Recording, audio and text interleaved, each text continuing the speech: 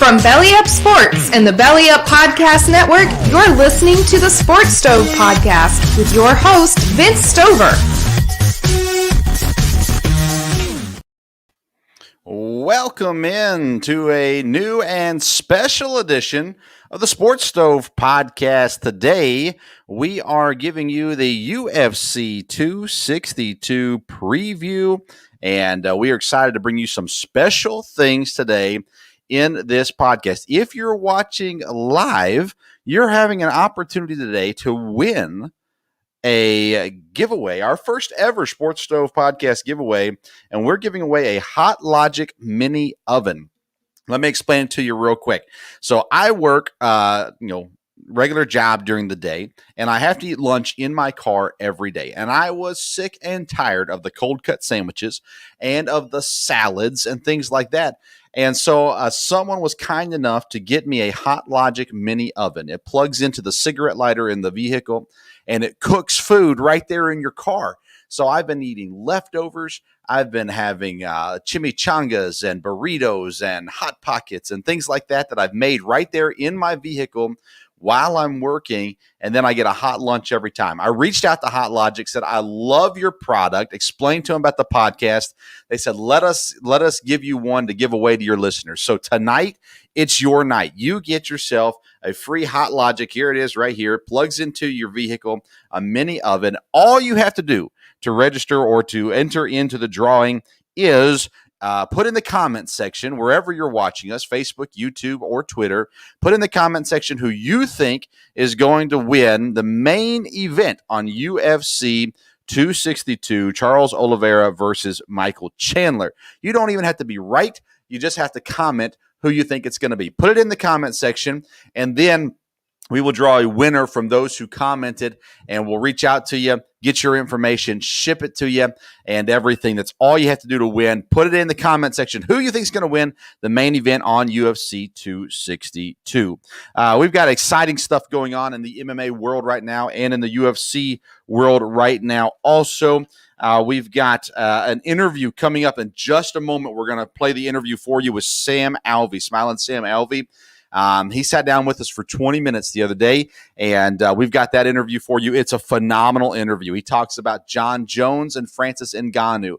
Some strong words about Jon Jones, including that he is afraid of Francis Ngannou. Then we talk about Diego Sanchez and some of the craziness going on with him currently in the world going on. We talk about weight cuts and is it dangerous or not, and some interesting insight there. And then kind of unexpectedly, towards the end of the interview, we talk about weed and its effect on fighters. And I didn't expect our conversation to go that direction, but that's where it ended up going. If this is the first time you've ever tuned into anything with the Sports Stove Podcast, I want to encourage you to go subscribe wherever you get your podcasts. We partner with Spreaker. We're also on Apple, Spotify, Stitcher, Google, pretty much anywhere you get your podcast. If you search for us and you can't find us, let us know. We'll do our best to get on the platform that you listen to as well. We've got lots of great content. We do UFC content, especially around the pay-per-views. We also do all the major sports topics as well. A lot of stuff going on there.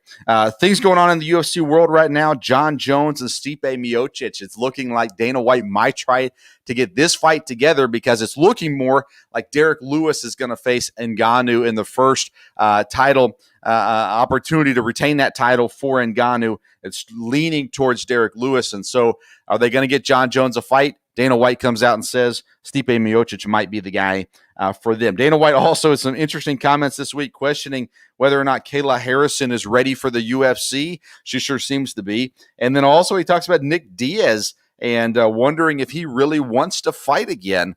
Interesting comments from Dana White this week. And then, of course, the craziness that's going on with Rumble Johnson, his comeback just this past weekend, and now he's arrested for ID fraud and basically using a credit card that's not his.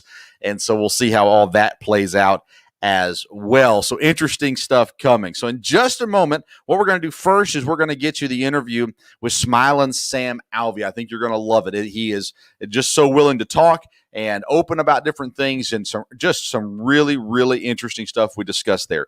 Then, following the Sam Alvey interview, we're going to come back with our UFC 262 preview. We're going to talk about the main card and everything going on with that. And so we're looking forward to those things as well. Now, reminder, we're doing a giveaway tonight for the Hot Logic Mini Oven. Here it is. A phenomenal product, one I personally use. I am a customer. They did not pay me to do this, but it's a product I love, and I want to help my listeners out by trying to get in one of your lucky hands as well. All you have to do is comment at any point during this video, comment who you think is going to win the main event on Saturday's UFC 262, Oliveira versus Chandler. That will enter you into the drawing, and we'll draw from all the people who put in the comment section exactly. That's who will get a chance to win for there. So, and without further ado, let's get you to the interview with Smilen Sam Alvey. All right, welcome back into the Sports Stove podcast. We are now joined by the UFC fighter, the one and only Smilen Sam Alvey. Sam, how you doing today? I am doing wonderful. How are you, sir? Doing wonderful as well. I kind of want to go way back to get started here. According to Tapology, you started your professional MMA career in 2008. What is it that kind of got you started in the sport of MMA? You know, I didn't do anything that got me started. Somebody offered me a fight in a cage. I said, okay. I never trained anything. I never watched the UFC. I didn't know anything about it. As far as I was concerned, you know, Jackie Chan and the Ninja Turtles were legit. And that was really it. I wish everyone assumes I did something, but no, I didn't. I didn't even watch it. So that first fight then going into it, what was your expectations and how were they met? You know, I just thought I'd hit the guy and he'd fall over, and it worked. I didn't know the rules. I didn't know that if I hit him, the fight wasn't over. So I hit him, and I celebrated and said, "No, it's still on." I said, "Oh, okay." He got back up. Round ended, and then round two, he beat the brakes off me. Round two. But I almost won. If I knew the rules, I would have finished him in the first round. How much has the sport changed since 2008, if at all? I'm sorry, you broke up a little bit. What'd you say, sir? How much has the sport changed, if it's changed at all, since 2008? Well, the athletes in the sport are far more technical, far better than they used to be. My story of coming into cage fighting, I don't think it could happen anymore. With as good as the athletes and the fighters have become, the amount of technique that is in it now is just 1,000 times more than it used to be. The actual sport itself, just a couple little changes, such as elbows. As an amateur, when I first started, you could elbow as an amateur. Now you can't do that. And so that was really the biggest change as far. We got you back. What's harder in your career now versus what was earlier in your career, and what's easier now for you in the sport as a whole? You know what's harder? Well, it's harder is I just turned 35, so just typical aging has made everything a little bit harder. Everything hurts a lot more now than it did 10 years ago. But as far as ease goes, I've been doing this for so long now. I mean, it takes a special kind of guy to be able to give me a challenge in the practice room. I really can I've got so much experience and so many years and all that built up working towards it. Towards my sport that most people, I have a pretty easy time with them. How different was it this last year fighting with no fans? You know, I did it once before when I was on The Ultimate Fighter, the fight to get into the house. You're in front of no one. So I got to do it once before. And I prefer the fans. I like being able to share what I do with the world in person. But I don't feel it affected me all that much either way. It sounds like, a lot of the guys have kind of said it's different, but it wasn't as strange. Of course, you've done it once before. It wasn't as strange as they expected it to be. The fights were there's a ton of great fights throughout 2020 and even here in 2021, but definitely a different atmosphere. I mean, the other night when they had fans back in the stands and just the noise and buffer with the announcements and everything was just, you forgot how great it was to have the fans in the stands. And then you do most of your fights with your wife there also. How cool is that she is that involved in what you're doing as far as fighting? I wouldn't have the career that I've had without her. She's my manager. She's the reason I ended up at Team Quest here in Southern California. I can't give her enough credit for what I've been able to accomplish with this sport. And I've been just truly blessed to have such a good woman in my corner. When you're looking at fights now, you kind of went between two weight classes in your most recent, the last 3 years or so. Your last fight, you went back to middleweight. Is that where you're looking to stick around for a while, or light heavyweight? No, I think I'll stay at 85. I'm bigger than most people there. I can still make it. And there's a lot of good fights to be had there. So I plan on staying down at 85, but I'm always willing to go wherever the UFC wants me. What's that weight cut like, especially now versus 10 years ago? Yeah, it sucked. I can do it. I'll never miss weight, but man, it sucked.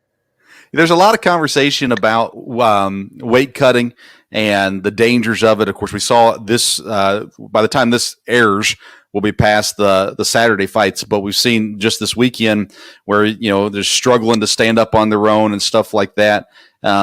Is there anything that the UFC can do or the sport as a whole can do to improve weight cuts, or is it just kind of just part of the game and that's what it is? This is part of the game. And I always hate people talking about changing rules for that. Weight cutting, it's part of the game. You can do it if you plan it out right. It's part of the sport. Wrestling does it. Wrestling does it a little different than we do. But I've had terrible, miserable weight cuts. I've cut 42 pounds in 10 days even. That's my record. And I've made it to 170 before. I have done some terrible, miserable weight cuts, but I've done them.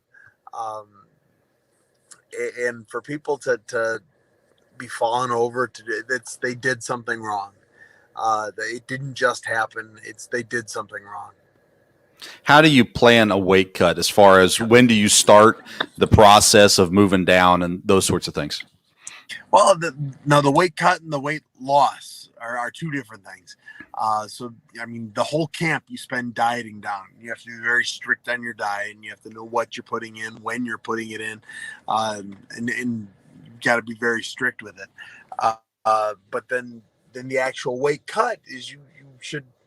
It takes practice, and I recommend all my amateurs have a tough weight cut, and so they can start learning how to do it then. And then throughout their career, if they get bigger or smaller, they can adjust accordingly. But they should learn as an amateur and what it takes to cut weight.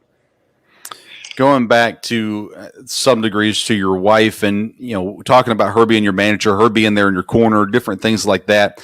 Recently, there's been a lot of conversation about the importance of having good people around you in, I say, the fight game, in the sport of MMA. A lot going on with Diego Sanchez and Joshua Fabio right now, and thoughts around that, centered around that. How important is the people that you have around you, both with training and just day-to-day work towards the sport? Yeah, I love Diego. I've been around the world with him once or twice, 2 or 3 times. And he's he's a unique individual, to say the least. But he really is. He's a good dude. I don't know anything about his Fabio guy. I've heard what everyone says. It almost sounds like, if half of what they say is true, Diego's in a cult. And so I don't know what to think about that. I believe there was some video just put out right now where Diego's hung upside down by his ankles and he's just getting punched and kicked in the. Yeah, that's the wrong guy to be hanging around. Even if he's the world's greatest coach, he's not the world's greatest coach. I mean, that's basic. If you're hanging around people that want to do that to you, that's somebody, his family, his old coaches, his friends should step in and try and talk to him or try and save him. If I knew him a little bit better, I might be the guy to do it, but that's not right. Yeah. Yeah, it's definitely controversial. A lot going on, of course, with that right now for sure. Other big UFC news is, Jon Jones. I'm interested on your opinion on this. I assume every fighter agrees, hey, go get your money. But those are the kind of fights that as fans, we're sitting here going, hey, we want to see these things. We want to see Jon Jones fight again, but I don't necessarily feel bad for him when he's asking for as much money as he's asking for, reportedly. But nonetheless, these big fights that are happening, guys are moving up and down out of weight classes all the time and stuff like that. What does it do for the sport to have guys like Jon Jones, who's somewhat controversial, but kind of the top name of the sport at the moment, holding out and not fighting? Well, Jon Jones, what's controversial about him is the cheater. I mean, he spent his entire life cheating. He, between the PEDs and the eye pokes, the groin shots, and the illegal elbows, he has spent his entire life cheating. So I don't feel bad for him not getting the money he wants. That being said, you can't argue he is one of the bigger names in the sport. And I think he's playing it well. If ever I had to fight Francis Ngannou, I would say, I'm not doing it unless you give me $100 million. And they would say, well, we're not going to give you $100 million. Like, well, I ain't fighting him. So Jon Jones is doing the smart thing by demanding way more than the fight is worth. Definitely. So power to him, I guess. And at this point, if he asks for more than he can get, he's not fighting him. He's just not making what he wants to make. Even though, it's pretty obvious he is terrified of Ngannou, like everyone should be. Ngannou's a scary dude. There's no doubt about that. He is, and Jones gets hit. Jones's biggest advantage, he's got 84-inch arms. Every time he fights a guy with long arms like Dom Reyes, Thiago Santos, or even Lionheart has long arms, but didn't. Jones did pretty. Gustafsson. Jones gets hit. But none of those guys hit like Francis Ngannou does. Jones' head movement isn't great. He just uses his range well. And Ngannou would crush that range. Immediately. Well, this is going to get back around to you in just a second. But Dominic Reyes, a lot of people said he won that fight against Jon Jones. But since that decision went against him, he's been on a losing streak now. Things have changed drastically for Dominic Reyes. How does a loss in a fight that you feel strongly that you won, and maybe the rest of the world feels strongly that you won, how does that affect you going forward in your next fights? It's different for everyone. And Dom, he had a hell of a fight against Jones. I had him winning. I thought he was up maybe 4-1, but definitely 3-2. I had him up. And then he didn't take much time off, and then he went and fought Jan. He got knocked out pretty hard against Jan, and Jan hits pretty hard. Took some time off, and now he just had this amazing fight a few weeks ago. Well, 2 weeks ago. Yeah, it was just amazing against Yuri, I think his name is. Mm-hmm. Just an amazing fight, and he got caught. It was that one wasn't a technique. That was just an awesome spinning elbow. That wasn't lack of technique on Dom. That was a great fight. That a spinning elbow just. That was only apparently it's only the third spinning elbow in UFC history that knocked somebody out. And so people throw them all the time. They don't land often, but when they do, it's just people remember it. He's fought. Dom has fought 3 of the best in the world in his last 3 fights. He's come out on the wrong end of on all of them, even though I felt he beat Jones, and this last one was very close. Hopefully he takes a little time off, rests his brain, and comes back and gets an easier fight. When you get knocked out, how long does it take you to feel normal again? And when you're back training and stuff like that, to I guess, I don't know if being afraid's the right word for it, but to be less cautious, I guess. I don't know. I've never been knocked out. Yeah, so I really don't know. I've been choked out, and honestly, Yeah. I get choked out all the time. And you wake up and you feel great. You feel it's so funny. You get choked out, and it's like 10 seconds. You wake back up. You feel like you've taken an 8-hour nap. I mean, you just feel energized and ready to go. Every now and then, your legs will cramp, but most of the time, you just wake up saying, "Oh wow, let's do it again." You're coming off of 6 fights that haven't gone the way you want them to go. You had the draw not long ago, and I was all in on you your last fight. But where are you right now? What's ahead? How are you preparing? What are you changing anything, or what are you doing to get back on the winning way? Oh, well, shoot. Yeah, if you look at my last 6 fights, I've got an excuse for everything. And it's the wrong way to be. So I'm trying to limit the excuses. Though I felt I won 2 of my last 3. I definitely lost my last one. But as far as what I want to do, change the way, I'm going to start sparring more. I'm going to travel around a little bit more. I enjoy sparring. I love it. So I'm going to team up with my good friend Sean Strickland, and we're going to travel in Southern California, Vegas, and just beat everyone up or get beat up. And I think that'll help force me to learn new stuff. So, and your most recent training sparring's not been something you've done a whole lot of? I've done enough. I've just done it with the same guys. I mean, Okay. as good as Jared Van Daren, Dom Reyes, and Jamal Pogus and Dan Henderson are, I spar with the same guys pretty often, and so you get comfortable. And as much as I try not to be comfortable, and it's not even that I win every round, but I do enough of them with the same guys over and over. I've got I fall into habits, and I've been in the sport for over 70 fights. People are starting to figure out my habits. So I got to try and develop new habits, better habits, unexpected habits. Do you have a plan for when your next fight's going to be? I have no plan. No, I as of now, I've not been cut by the UFC. I'm praying a little bit every night that they don't cut me, that they give me one more shot. But at this point, I couldn't blame them if they cut me. There'd be no hard feelings. I would go and fight my ass off somewhere else and try and get back in the UFC because I love the organization. I love the people I've been around for the last 7 years, and I would like to spend the rest of my career with them. Do you know when your career you plan on moving on to other things? You have a timeline or a age that you're saying this is kind of when I want to be done? If I could fight for another 10 years, that'd be awesome. We'll see if it happens. Yeah, I feel great. I still love doing it. There's no part of this I dislike. I'm not injured. I might knock on wood, but I'm like the only 35-year-old fighter that's not injured. I don't have any lingering injuries. And I still enjoy the hours upon hours of hard work and soreness. So, last thing I have for you. Recently, George St. Pierre was on Joe Rogan's podcast. One of the things he said that caught my attention was he talked about the sacrifice, and you know the sacrifice that fighters make a lot of times, but he specifically mentioned the sacrifice families make along with that.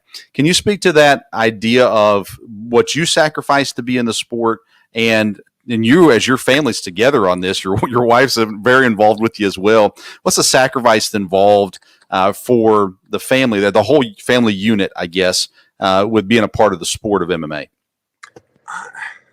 I don't know if I agree with GSP in that, and maybe I could see his point in with some people, but I don't feel it's the case with me. I truly love what I do, and I think GSP is notoriously not liked what he does. I think he's always been the guy that's, he retired young. He came back for one fight and then he's retired again. I'm a guy, I love every second of this. I get to hang out with my kids all day. I get to work out whenever I want to work out, and I've got my schedule, but I get to take my kids with me to work out. They watch me do it. I get to come home and I get to watch fights with them. I train them. I coach at my gym. I am so involved with my family because of what I do that if I had any other job, I wouldn't be able to spend half the amount of time I spend with my kids. I mean, if I had a 9-to-5 or any other job, I would be at the office, at the building, away from them. Right now, I get to spend my days with my family. My wife is there as well. sacrifice, I guess every now and then I don't get to go to Legoland with them because I got to work out, which really is a sacrifice. God, I hate going to those places. But, yeah, I guess they like playing on the trampoline, and I don't do that with them as much as I'd like to because I'm sore all the time. So I guess that would be a big sacrifice that I don't get to play on the trampoline with them. But I do almost everything else with them. I make sure I get everything else done. All right. Any advice for young people looking to get into the sport? Smart things to do, things to stay away from, anything like that? Don't drink, don't do drugs. I mean, seriously, weed, it's very addictive. As much as you can argue it's not, it is. And I have seen so many young amateurs, almost pros, just get lost in weed. So stay away from the drugs, guys. It really is. It is, quote unquote, harmless as it may seem, or people they find the excuse, especially with weed. I don't know what it is about weed, but especially with that, people always, well, it helps me relax. It helps it's like, no, it doesn't. It makes you less motivated to do the next workout. So no, that's what other people, I promise you, it's you too. So stay off the drugs, stay off the alcohol as best you can, and enjoy it. It is it takes a toll on your body. It is hard work. I limp everywhere I go, and I probably will the rest of my life because of this sport. Something's always tight or loose or this or that. So try to enjoy it. If you don't enjoy it, it's not too late to play baseball or football or soccer or golf or tennis. Just do the best you can to enjoy your workouts because they don't get any easier. Awesome. Hey, this has been great. This has been Smilen Sam Alvey. Sam, anything people can follow you at? Anything you got anything going on? I know last year you were doing some stuff with foster parenting and stuff like that you were promoting. Anything you want to promote? I'm not doing that promotion anymore, but I have adopted my first foster baby here a few months ago, so that's pretty nice. But if anyone ever wants to talk to me, hit me up on Instagram. I'm huge on TikTok. I love TikTok. So if you want to hit me up there, I answer everything I can. I do a lot of videos on there too. So hit me up on TikTok and just enjoy the sport with me. Awesome. Sam, thank you so much. We'll be looking out for your next fight, hopefully in the UFC. And but we continue to follow you. Good luck on everything moving forward. Thank you so much for taking the time to talk with us today. Hey, you're very welcome. Thank you for having me on, sir. There was Smilen Sam Alvey. I sure appreciated his willingness to come on and chat, and some great stuff there as well. If you missed any part of the interview, this will be on podcast form later tonight. We'll get this out, and so you can listen to the entire interview there wherever you get your podcasts.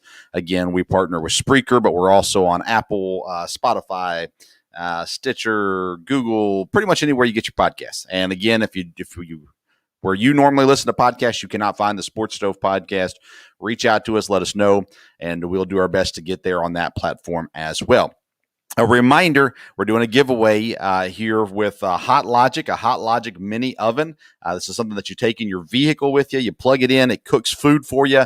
If you eat lunch in your vehicle a lot, if you take a lot of trips, it's a great product to have, and we're giving one away free. All you have to do is comment in the comment section of wherever you're watching this video who you think is going to win the UFC 262 main event between Charles Oliveira and Michael Chandler. You don't even have to be right. You just have to comment who you think is going to win, and we will choose a winner from the comment section, and we'll get this shipped out to you. And this is a product I absolutely love. I use it every single day, well, Monday through Friday while I'm at work. Great product.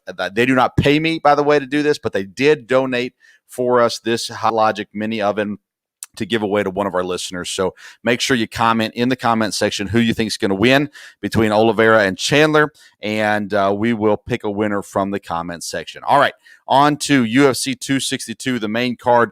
We're going to give you our picks, and hopefully we don't lose any more fights. We've already lost one fight off the main event for Saturday's fights, but still a number of good ones left. We'll start off with Matt Schnell versus Rogerio Bonterine. Matt Schnell, he's a submission artist. He's got a ton of triangle chokes that he has won with. He's 5-2 in the UFC. Going up against Bonterine, who's on a 2-fight losing streak. He lost in round 1 to Kai Kara France, and he lost by unanimous decision to Ray Borg. Before that, he won his first 2 fights in the UFC, and then he kind of hit that roadblock there as well. He's got a number of submissions in his game also, and for that fight, we're going to go with Rogerio Bonterine over Matt Schnell in the first fight on the main card of UFC 262. Now, we don't always get everything right, but we do get things right a lot. So these are things you can take and show off your knowledge as well. Again, you can comment any of these winners that you think that you have going here in UFC 262 as well. But Bonterine is the underdog in this fight. He's at plus 135 currently as of this recording and video. So we're going to go with him. He's 16-3 as a professional. Matt Schnell, 15-5. We're going to go ahead and go with Bonterine. I hate picking a ton of underdogs because in the UFC, you're looking typically at about maybe 60 to a little bit above 60% of the time that the favorites win these fights. But I got a couple different underdogs I like on this main event. A lot of close fights are being called for right now in this fight, in this night as well. The next fight is Shane Burgos versus Edson Barbosa. Burgos is the slight favorite in this fight. He's coming off a loss to Josh Emmett back in July of 2020. Then before that, he had 3 wins, though. Not a whole lot of power people. He hasn't fought a whole lot of big names or anything like that. But he's got a big fight against Edson Barbosa. Barbosa coming off a win back in October of last year. Before that win, though, he had 3 straight losses. The Ige, Felder, and Gaethje. Ige lost by split decision. Felder, he lost by split decision. Gaethje finished him. But nonetheless, Edson Barbosa coming in off of a win. Burgos coming in off of the loss. Barbosa's at plus 110. Burgos at minus 130. We'll go with the favorite in this one with Shane Burgos. This is going to be a really, really entertaining fight, I think. But we're going to go there with the favorite. Then Caitlin Chukagian and Viviane Arroyo are going at it here in the third to last fight of the evening on Saturday. Arroyo is plus 120. Chukagian at minus 140. Caitlin, her last 8 fights were wins, or excuse me, her last 8 wins she did by decision. The only loss that she has, she's got 3, I believe, relative recent losses. All of them came to some of the biggest name fighters in the UFC right now. So her wins are good. Her losses are good too, though, at the same time.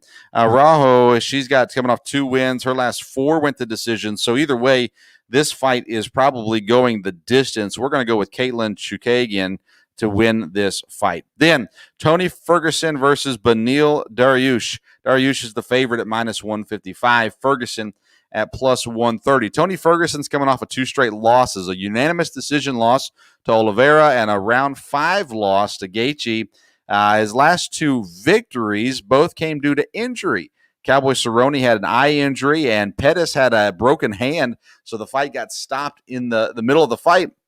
And so, of course, he did the damage, but interesting ways to win for Ferguson, his last 2 wins, but again, coming off of 2 straight losses. Benil Daryush coming off of 6 straight wins, 2 finishes in round 1, 2 finishes in round 2, 1 split decision, and 1 unanimous decision. I've heard a lot of people leaning towards Tony Ferguson in this fight, but we're going to go with the favorite, Benil Daryush. We think he's up right there now, fighting his chance to get a chance at the belt. He's doing everything he can to do it. I don't see him dropping this fight to Ferguson, but this is a must-win for Ferguson. You're talking about desperate. Tony Ferguson should be desperate, so it should be a very dangerous fight for Daryush. But we've got Daryush, and we'll say he finishes this one sometime in the first 3 rounds of this fight.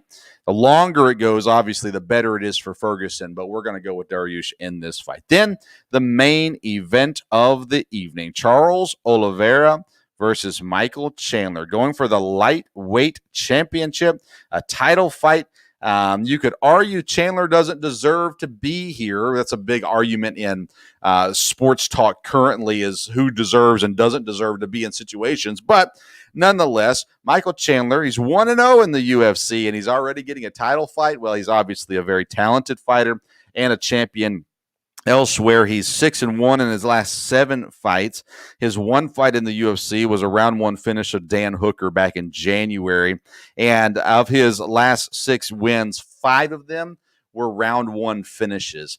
Chandler is a dangerous fighter, a talented fighter. Again, I don't think he deserves to be in the UFC title fight yet, but he is there, and it doesn't matter what I think. He is going up against Charles Oliveira. They're going to be in Houston. Oliveira is fighting in Houston from Houston. He's on a 8-fight win streak. He has, of those 8 wins, he has 3 round 1 finishes, 3 round 2 finishes, 1 round 3 finish, and 1 unanimous decision. He has only gone to decision 3 times as a professional. This fight is not going the distance, needless to say. Chandler with 5 round 1 finishes, Charles Oliveira with 3 round 1 finishes recently as well. This fight is going to be a fast pace. My guess is it goes to at least round 3, but nonetheless, that's where we are. Oliveira currently at minus 125, Chandler at plus 105. I am not a gambler. I do not gamble. I don't necessarily encourage you to gamble, but one of the things I like to do by looking at the odds is kind of seeing where the public lies, where the thought is, and honestly, who should win the fight as well. Oliveira started the odds at minus 160, and he's already down to minus 125. That tells you a lot of people are picking Chandler in this fight, and I understand it. You watch one Chandler fight, and you're probably going to be a Chandler fan. He is a very entertaining and talented fighter. That being said, we're going to go with Charles Oliveira in this fight. Yes, he's the favorite, so maybe that's not a big pick, but I think that he is a little bit more well-rounded, and I think it is his night to shine, and Charles Oliveira, we think, is going to take the title there on Saturday night, UFC 262. Go ahead and comment in the comment section wherever you're watching who you think is going to win the main event. Charles Oliveira versus Michael Chandler, and that will enter you into a opportunity to win a Hot Logic mini oven. I want to thank Hot Logic for donating this prize, and we'll get it shipped off to you. We'll reach out to the winner. We'll have a drawing. We're going to give an opportunity for some people to get their names into that drawing here, but we will announce the drawing later this week on who wins the Hot Logic mini oven. So even if you're watching this on replay, go ahead and enter in, as long as it's within the next day or two, go ahead and enter in who you think is going to win between Oliveira and Chandler, and you can win yourself a Hot Logic mini oven. Thank you so much for tuning in to this special UFC 262 preview edition of the Sports Stove Podcast. Want to make sure and encourage you to go visit the Sports Stove Podcast wherever you listen to podcasts. We've got some great interviews from the past on there, as well as great things coming up ahead. And I would love for you to follow us, rate us, review us, all those good things there as well. You can also find us always at bellyupsports.com. We're a part of the Belly Up Podcast Network. You go to bellyupsports.com, you're going to find interviews, you're going to find articles, you're going to find some great stuff. If you're into fantasy sports, some phenomenal stuff on the Belly Up Fantasy page. So much going on at Belly Up Sports, so make sure you go there, check everything out there, and then make sure you also click on the Sports Stove Podcast and listen to past episodes that are available for you there. A huge thank you to Smilen Sam Alvey for coming on and chatting with us, and some great stuff. If you missed that interview, make sure you go back and listen on the podcast version or on the video, wherever you're seeing this right now. You can go back, obviously, and watch it again. But great stuff from Sam Alvey, and really appreciated him taking the time to chat with us there. Thank you so much for tuning in to tonight's Sports Stove Podcast. We're going to be coming out with more content on the podcast side of things here later on this week. So much stuff going on in baseball and football, and of course UFC news as well. So make sure you follow us on Twitter at Sports Stove, Facebook, the Sports Stove Pod. We're also on Instagram, the Sports Stove Pod as well. But nonetheless, we hope that you'll follow us, and we'll look forward to seeing what's ahead for you as well. So thank you so much for tuning in. Until next time, we're going to see you around the Sports Stove.